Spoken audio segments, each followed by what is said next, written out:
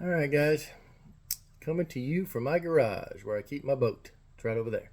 Anyway, I'm going to start doing a co-angler series, and it's just going to be for people that are looking to get into fishing tournaments. They don't have a boat, so you would be a co-angler, and maybe somebody who's new to it, maybe you've been a co-angler for a year or two. As far as my history with it is, I've been fishing the BFL since 2002. So I'm coming up on 21 years. 17 of those I was a co-angler. Um, I had a great time as a co-angler, and I'm a boater now. But a lot that I do today, I got from being a co-angler. So I mean, I definitely recommend it if you've never fished tournaments, or if you're new to the whole tournament thing. You're thinking about doing it. Maybe you fish local clubs where you're like, hey, I want to see something on a bigger stage. One of the things about the BFL is you have opportunities to fish bigger tournaments, through qualifying through all the qualifiers during the year. If you have any questions about any of this that I'm saying, just, put comments in there and I can explain it to you. It may even be a topic for another one, but I'm going to do this probably once a week, twice a month, something like that. There's just so many things about being a co-angler, and I don't want this video to go on for hours and hours. I mean, it really could, you know, just you see on Facebook and other social medias, outlets that people complaining, people saying this happened, that happened, I wasn't happy with my boat or whatever. Um, it's gonna happen if you fish enough. I've seen co-anglers never fish a tournament before they come in, they win their first tournament. And you're like, how did that happen? I'll explain that in another video. But there's also guys that have fished for 20 years and never cut a check or never won a tournament. And you're just like, well, what are they doing? And so everybody's different, and there's different regions of the country that fish different. There's different times a year where you might be behind somebody and they're spawning.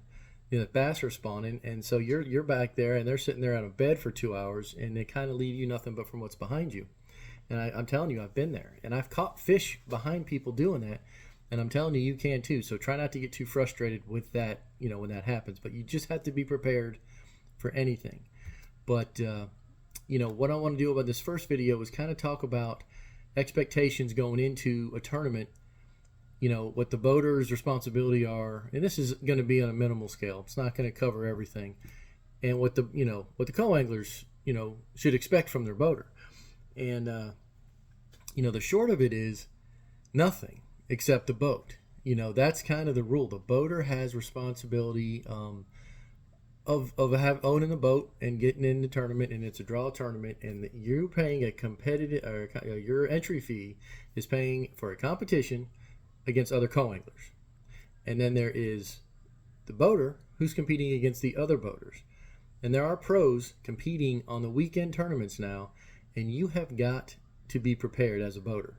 So, that's who I'm fishing against now. I'm fishing against pros that you see in the Invitationals, the Toyota Series, the Opens. These guys fish against the boaters. So you have to be prepared for them to pretty much ignore you. And there's really, some are not like that. I've had great boaters. They talk the whole time. We have a great time. We go back and forth. I'll start doing well, and they'll start using what I was using. That happens all the time. But then there are boaters that they stay focused. They don't want to talk. They don't want to worry about what you're doing. And the fact of the matter is they don't have to. It's not a guided trip. You don't get your money back if you don't catch fish. You're paying to fish a competition. And you don't know who you're going to draw. And sometimes you're not going to catch any fish on that day. If you fish enough, you'll get skunked. Happens to everybody. Happens to all of us. And you cannot blame that on the boater. That boater may have been on great fish for 4 days, and then the tournament came up and something happened. Boom.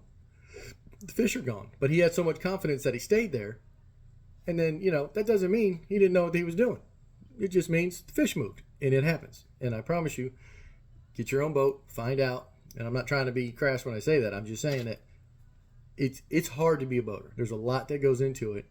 And co-anglers show up, and they're ready to go, and they're all fired up. I'm going to win, I'm going to win, I'm going to win. And then when they don't win, they get angry. I see that a lot.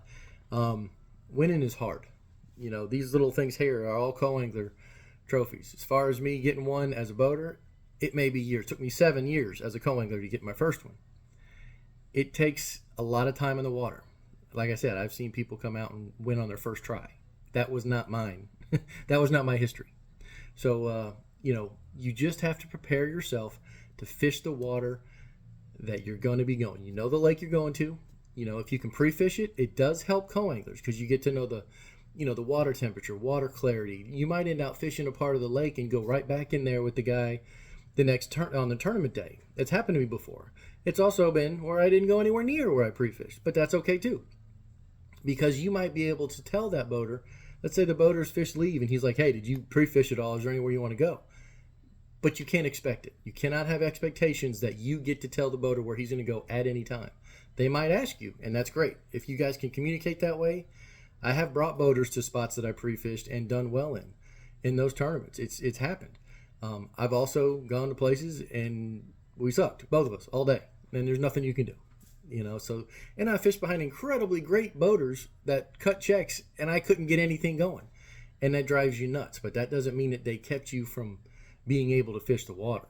You know, the one rule protected in co-anglers, they can't back you into a corner where you can't fish. They cannot make it to where you cannot, you know, you don't have the ability to cast. You know, so that's a rule protecting the co-anglers. But there is no rule about the boater has to make sure you catch fish. So don't think that that's something they're going to have to do, and don't expect it.